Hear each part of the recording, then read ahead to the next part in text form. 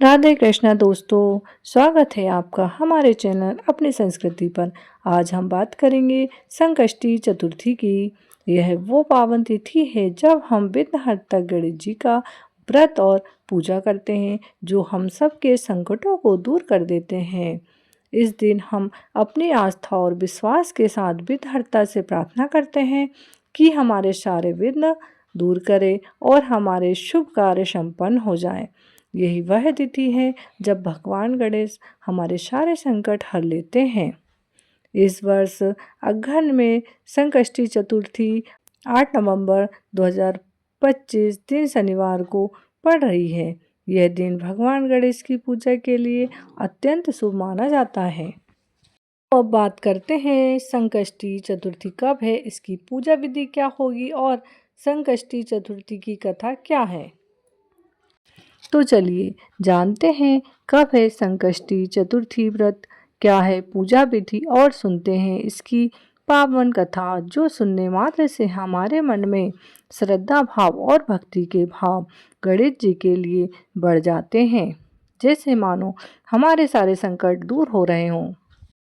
दोस्तों, संकष्टी चतुर्थी हर माह की कृष्ण पक्ष की चतुर्थी तिथि को आती है। इस दिन लोग विघ्नहर्ता गणेश जी की पूजा करते हैं। संकष्टी शब्द बना है संकट और हरती से, जो सारे संकट सारे कष्ट हर ले, वही संकष्टी चतुर्थी कहलाती है। इस दिन पूजा पाठ करने और चंद्र दर्शन करने से मनुष्य के जीवन के सारे दुख कष्ट दूर हो जाते हैं। जो मन से गणपति बप्पा की भक्ति करता है, उसके जीवन के सारे दुख कष्टों का अंत होता है और बुद्धि का प्रकाश फैलता है। पूजा विधि और शुभ मुहूर्त।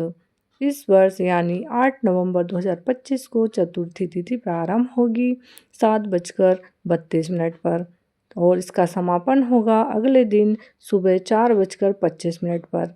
चंद्र दर्शन चंद्रोदय का समय होगा रात 8:21 पर।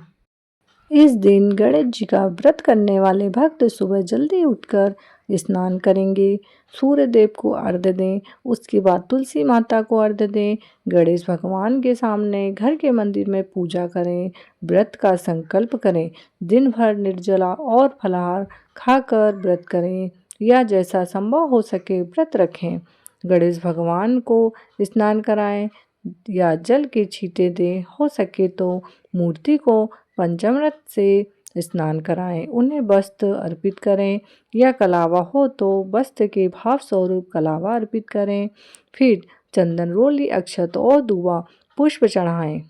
धूप दीप दिखाकर कोई भी मीठा भोग या मोदक का भोग लगाएं, फल चढ़ाएं और साथ ही गौरी माता का ध्यान करें। इसके बाद ओम गंग गणपति नमः मंत्र का 108 बार जाप करेंगे या गणेश स्तोत्र पढ़ें। इसके बाद पर गणेश जी की कथा सुनेंगे या पढ़ेंगे। इसके बाद चंद्रदेव के दर्शन करेंगे, उन्हें प्रणाम करें, उन्हें अर्घ्य दें, रोली अक्षत पुष्प अर्पित करेंगे।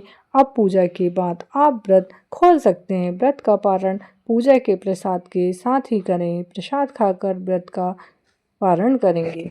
तो दोस्तों चलिए अब सुनते हैं विघ्नहर्ता गणेश भगवान की कथा। प्राचीन काल में एक बार देवता अत्यंत संकट में पड़ गए। असुरों के अत्याचार से तीनों लोकों में हाहाकार मच गया। इंद्र, वरुण, अग्नि और वायु सब देवता मिलकर भगवान शंकर के पास कैलाश पर्वत पहुँचे।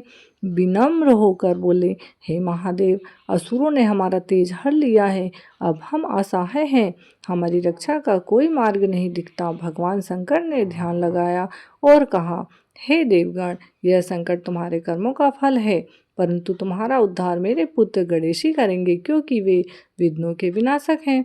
तभी कैलाश पर गंभीर गर्जना हुई और भगवान गणेश प्रकट हुए। उनके मुख से गज के समान ज्योति निकल रही थी, हाथ में पास और अंकुश था। वे बोले, पिताश्री आदेश दें, मैं देवताओं के संकट हरूं। भगवान शंकर ने कहा, वत्स, यह अघन मास की चतुर्थी तिथि है।